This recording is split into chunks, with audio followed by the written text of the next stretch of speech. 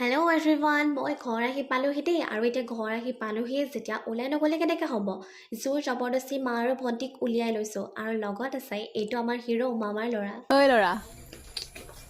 মোক কিন্তু ভিডিঅ'ত কিলা দিলে কিন্তু চাবি আৰু দেই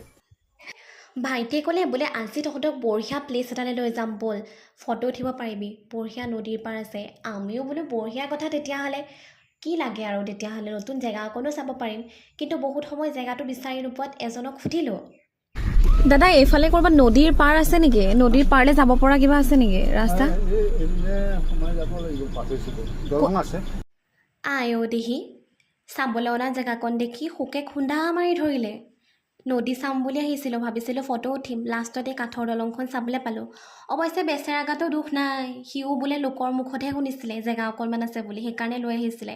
বাৰু যি কি নহওক বহুত দিনৰ মূৰত এনেকুৱা কাঠৰ দলং এখনত উঠিছোঁ ইমান দীঘল আজিকালিতো